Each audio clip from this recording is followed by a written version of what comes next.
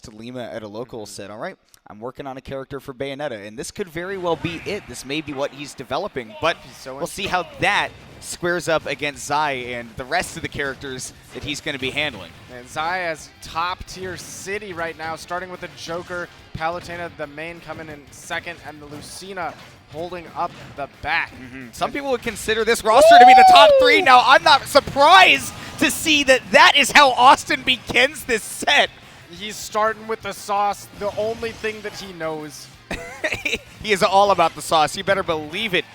Awestin is absolutely out here, but now he's got to take this really up against Zai's main in the Palutena, which you were talking about. Not a bad place to actually put your best character. Right, hold out that center because you have the most likely opportunity to play against each of the opponent's roster. Now, taking down the Ridley. I feel like Ridley probably has some of the hardest time against Palutena, and my goodness, Awestin already using his great awareness of the air that he gets from playing Nest so well to hover right around those ranges to come in with downers. And oh my goodness! However, Palutena has quite the range herself, being able to push Captain Falcon that deep off. And like you said, if you put your main in the middle of the roster, you're likely to face all of the opponent's characters. That's exactly what Zai's getting out of it now. Man, what a big opening on the Captain Falcon was all that it took. Now bringing out the Nest, and we're going to need to see a little bit of extra credit here if Zai wants to be comfy going into Lucina, but even the Lucina, that's a pretty solid matchup for that character. And I'm guessing it's very possible that we might actually see this, but only if Awestin can actually take care of this Palutena stock. He's probably going to be hunting for a grab near the ledge. It's Ness's most accessible kill option, but without a jump, he's got to find a way back on stage first, and so far, Zai's been really good at pressuring the ledge. And against this squad of top tiers, DFW is a pretty strong region, but believe it or not, we actually don't have a lot of top-tier representatives. It's a whole bunch of wild mid- and low-tier characters with really good represent. And if there are high-tier characters, it's Rob mostly. Yeah. It's mostly what that looks like. But just a lot of Rob. Now we're getting into it, though, with the Lucina in the back. And like you said, if you're expecting that Ness to be in back, Lucina's a pretty good counterpick. Ness has historically struggled against swords. This is one top tier that DFW actually does have some experience with in Cheeks. So Awestin might be a little bit comfy with this one, although, like we've been talking about, not his favorite matchup in the world. Oh! Empty land, he gets called out with the grab. Yeah, Awestin was absolutely ready for that tomahawk. That's something that Cheeks loves to do, is that empty land grab. Now Awestin with the Lucina back on stage, he's actually able to call out the jump with that back air and able to claw it back even after all the work that Zai's Palutena put in. We saw really strong showing out of the Ridley, opening up with a big playmaker in the skewer. And then from that position, the down smash was pretty much guaranteed because of that distance away from the ledge where they were skewered. But then Captain Falcon pretty much didn't get to play that much. I mean, just as much as the Joker didn't get to play for Zai, the Captain Falcon didn't really get to play for Awestin either. And honestly, I think that's a big reason why that game turned out the way that it did. The Joker, not only did he not really get to play, he certainly did not get to play with Arsene, because the moment he got it, he got hit by a Ridley down smash and it was on to Palu. Oh yeah, and that's another thing Arsene to talk about in Squad Strike is a lot of the time it is most beneficial for you to start off with Joker because of the way that the Arsene mechanic works with it in this game.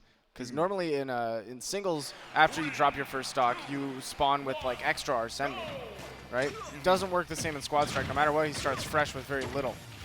And you'd rather not, bring a Joker up against somebody with rage, especially if that character is a Falcon or a Ridley. I mean, even a Ness, all of them are pretty scary. Now, Awestin, like you said, he's all about the sauce, and even though that Falcon punch would have literally been punishable on hit, he's still going to go for it anyways. Yeah, he takes any amount of damage that he can. Starting off this time with the Falcon, I believe is a smart choice because he realizes, hey, if I'm not going to be able to play against the Palutena, I'll do what I can against this Joker. Get the most mileage out of my Falcon as possible. Oh, wow. Tried to come up on stage with the up air. Of course, Zai was ready for that. Very wary of the fact that those Falcon hitboxes are strong and come out quickly. But now that he's got Arsene, how is he going to be able to finish him off? He's got a plethora of options available.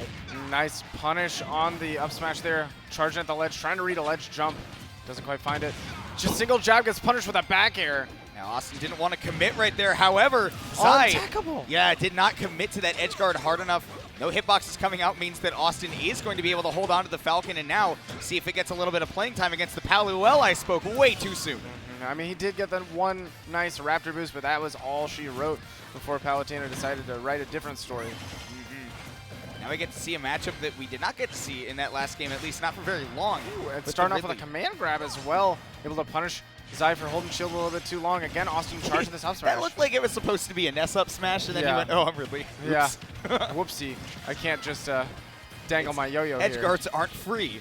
Although, even with Ridley, he's still a very terrifying edge guarder nonetheless. Trying to call out another neutral getup just the same way that he did in that last game.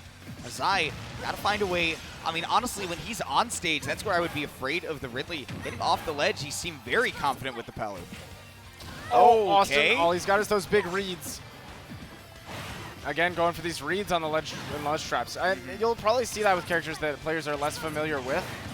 Oh man, and honestly, I love these explosive flames from Zai. As big of a body as Ridley is, it's very hard for him to avoid those explosive flames unless he commits going way out.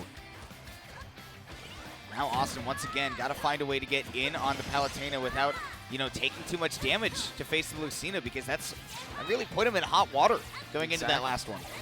And, you know, we're seeing a position where Awestin could definitely get maybe a back throw at the right position or some kind of setup with a back air. He can take this stock in 1 or 2 hits, but you know Zai's going to be playing safe. And look, every little mistake that Awestin makes is big. Still not quite going to do it. No mistakes there from Zai on that DI, and he's going to get right back to center stage, and Awestin kind of crouches. He goes, yeah, all right, you got it. Ooh, back throw is going to set up potentially a ledge trap, and that could be deadly for Awestin. However, Zai has shown time and time again getting off the ledge has not been an issue for him. He's so comfy with the Palutena, but once again, he's going to have to finish it off with the Lucina if he wants the W. Man, came down swinging because he sees blood in the water with that 108% on Awestin now.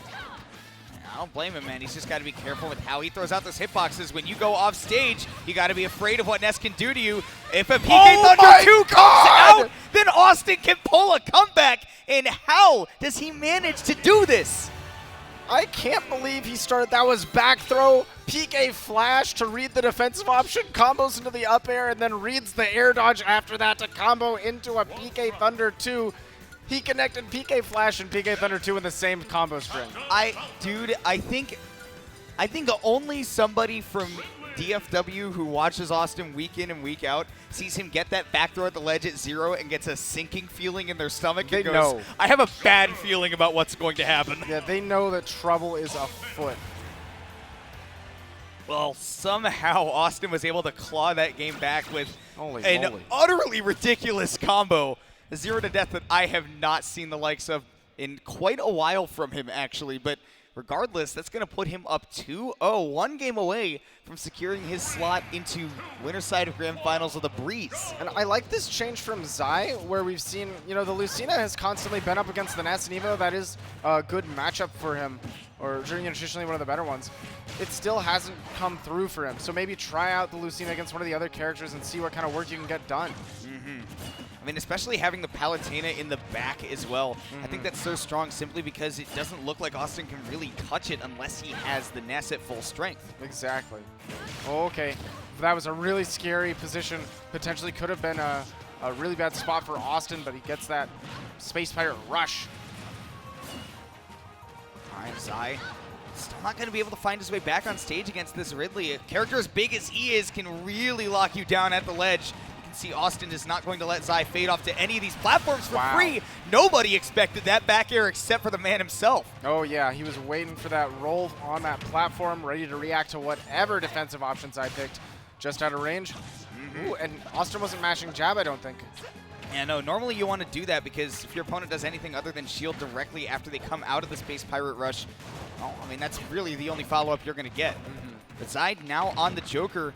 I mean, if he can take out the Ridley right now, he's looking good, but that immediate mash out, if you don't know how that Space Pirate Rush works, if Ridley's at a higher percent than you, you're basically guaranteed to mash out. But the other way around, you might as well forget it. Oh, and that gun put him in a bad spot, still was able to recover. Zai trying to set up these ledge traps, but again gets caught by the Space Pirate Rush, still mashing out so nicely. Now that back air is going to put Awestin in some dire straits. Up, he can still make it back because Ridley's recovery is ridiculous. Not going to kill with the back throw yet, but we have Arsene almost online. I love that. I love using that AHA right there just to keep him off stage, keep the combo going. Arsene jab, however, is going to be able to take that stock. Yeah, because of that percent difference, we see, I think that Zai even had frame advantage to get those jabs first. Ooh, but Falcon coming in with the big hits in the back air. Still has some Awestin to play around, though. This could be huge depending on how he uses it. Oh my goodness! Back for the forward smash. He died sub 50 to that thing. Okay, and Awestin can put on a lot of damage to this Ness if Awestin isn't careful. But he's able to knock it out of commission. And now, I mean, the big thing for Awestin, I think he's got to take care of this Joker before he hits 50, because otherwise, I mean, the way that Zai's Palutena has looked so far, he's going to have a lot of trouble if he's going significantly down against that character. There we go. Baits out the down guns, retreats under the platform, and then is able to punish with the back air. But now we have another Awestin online and tries to dash back, but wasn't ready for the longer distance of that Aegon. I think Zai really liked getting hit by that PK Thunder off stage because he can pressure Awestin so hard. And of course, the damage output with an Arsene full Joker. My goodness, 65% already, and Zai's Palutena is here to try to clean up the job. Yeah, 78% on Awestin, but we'll see if he's going to be able to make one of those miraculous comebacks like he made last game, or if Zai is finally going to put himself on the board. He's in a good position, but Awestin fights his way off the ledge. Oh my goodness, that could have been big. Yes, I had the recognition to know this time. If you get a bad feeling, you just get out of there against an S. There we go, invincible back air, not going to give Awestin the chance to challenge with an aerial of his own. These down tilts can hit meaty, but of course, if you miss it, you can just turn around and get that back throw, but not enough pummels to actually finish it off. Yeah, Ness might be known for the back throw, but Palos is still potent herself. Her ledge trapping is next to almost none. That down tilt so good at catching those 2 frames, confirms into the forward air to get the stock, and Zai finally puts himself on the board. And like I was saying, I mean, those down tilts so meaty too. It's a very active hitbox, that down tilt, and even if you get those late hits, it sets up nicely for an aerial, just like you saw. And yeah, you said it, Zai finally putting himself on the board. Awestin may get a stage counter pick if he wants, but honestly, I think that might be what he needs, because I think Zai has found a nice order for himself to make sure that he has what he needs to lock down the Ness. I really do like the idea of starting with Lucina, and especially ending with the Palutena. And the fact that he was able to get not 1 but 2 Arsens that made huge plays off of the Joker in the middle was really big. I think that might be the determining factor in this next game, is how well we're going to see that Arsene utilized. Is it going to have an opportunity to come out to play and make big things happen, or are we going to see Awestin take care of it early? So, well, Austin's gone to Smashville, which is, you know, the stage to go to if you want to take care of things early. Oh my goodness, it's actually going to be Zai that lives. He's able to mash out so quickly because of those Space Pirate Rush mechanics, and that is the strangest finish to a 0 to death I've ever seen. Yeah, absolutely. Complete 0 to death, not in the way that you would expect. But Zai cleaning up that first one. Now it's going to be the Lucina versus the Captain Falcon. Boom! That is you gotta have a large bag of trail mix to challenge that forward smash on the charge. Big cojones. But that's what Austin's known for around these parts. Sometimes to the point of foolishness, and we've seen it a couple times against Lucina, but still at 56, he's got a chance to make some pretty good action happen if he's able to take down the Lucina. So we'll see if he plays this carefully, or, well, what am I saying? Of course he's not going to play it carefully. Absolutely not. He wants to make things happen. He wants to make big moves. Okay. Now Lucina, oh my goodness, that could have been a really big commit, but Awestin believed that the finisher would come out. The air dodge actually gets him through that jab, which is huge. Perfect timing. Oh, but again, using that disjoint on the recovery is going to make it really hard for Awestin to actually threaten. Okay, holding shield. He found the right timing for when Zai was going to get off stage, but he still tried to challenge that sword, which is not what Falcon is built for. And big commitment on the up smash, trying to catch the jump. Yeah. Excellent edge guard from Zai. Right, good position, turning himself around with the dancing blade so that he can set up for the back air, big potent KO option. And now Lucina and a full roster behind her to challenge Ness.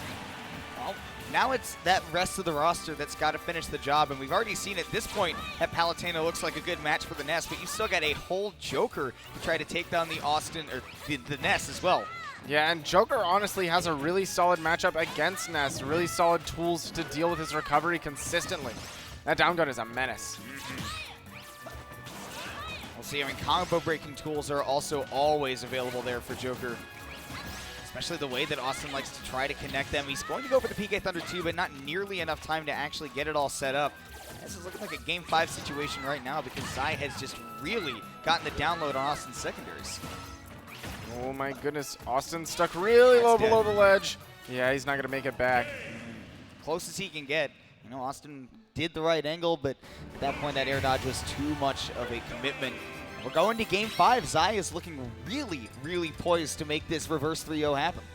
Man, and the crazy thing, I feel like, so Smashville is a great stage for all of Austin's characters here, but the big problem, I think, is his lack of game plan to really finish the stocks with Ridley and with Captain Falcon without making big reads. With Ness, he's got plenty of options, right, and plenty of outs to finish these stocks. But with Falcon and Ridley, you see he makes big reads, or sometimes is able to, you know, create big positions, but ledge trapping's not a consistent way to get stocks, and on stage, I don't really know what the setups he's looking for are. I mean, it's kind of hard to find them. Like you said, it's mostly just all been reads, the way that he's been finding them. Both of these guys are going to stick with their rosters that they came into this with for you know, the whole set. I'm sure that Austin's going to have some order that keeps the Ness in the back unless he's looking for a big change. And I know he's going to keep the Ness in the back as it's been going, and Zai definitely seems like he's found his groove, having Palo in the back and Lucina in the lead. Yep, both players have found their answer, found the order that, you know, that's going to make the most of these characters. Now, I really like this pick from Awestin here because in that last game on Smashville, he was really struggling to land, especially given that center platform coverage that Lucina has. Really couldn't find a way down once the juggle started, so now this might be a good way to get the Fire Emblem Sortie out of the way first.